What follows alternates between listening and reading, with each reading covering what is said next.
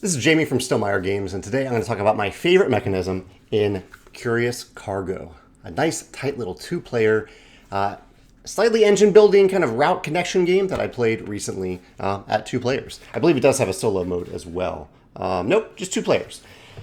Plays in about 60 minutes. That was my experience with the game. Curious Cargo is about building pipeline-style routes. I think this might be inspired by Pipeline. One of the designers may even be the designer of Pipeline. On this little mat that you have here. It's a double-sided mat.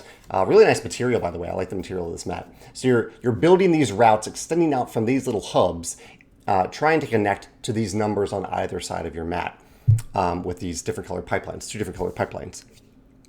And on this side of your mat, you are sending goods out. You are getting rid of goods from this little mat right here. You're getting rid of goods and sending them away. And then on this side of the mat, you are receiving goods. So if you've connected pipelines to this side, you can receive goods on this side.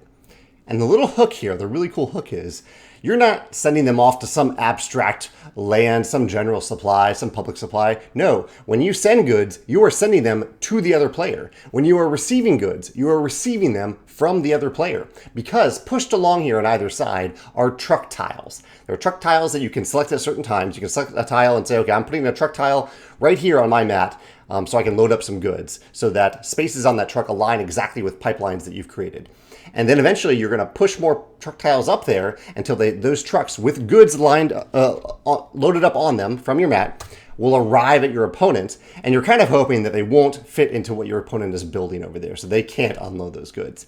At the same time, your opponent's doing the same on their side. And not only are they doing the same, but both of you don't have to push trucks only on your departing side. You can also put trucks on your opponent's side to push their trucks down towards you. So if your opponent isn't actually sending any trucks towards you, you're not stuck. You can push down on their side to send those trucks back, or not back, but over to your side to unload goods when you're ready to receive them.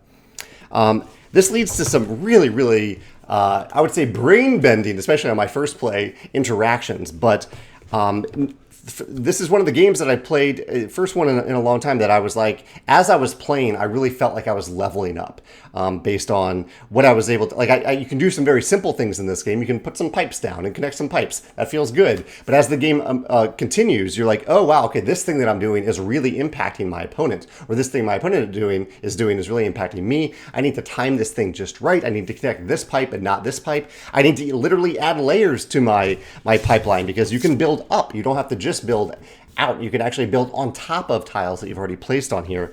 I really had that feel of leveling up even in my first play of the game.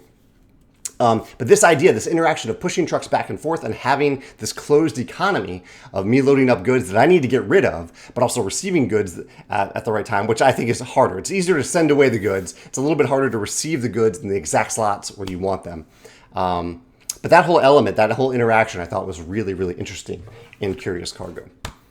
I'd love to hear your thoughts in the comments below. If you can think of similar closed economy games. I do have a video about closed economy games, but usually they're not 2-player games. Usually they play at larger player counts, but I think this one really would only work well at 2 players.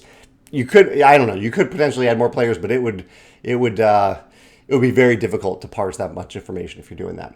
But yeah, Curious Cargo, 2 players, really interesting game. Love to hear your thoughts in the comments below. Thanks.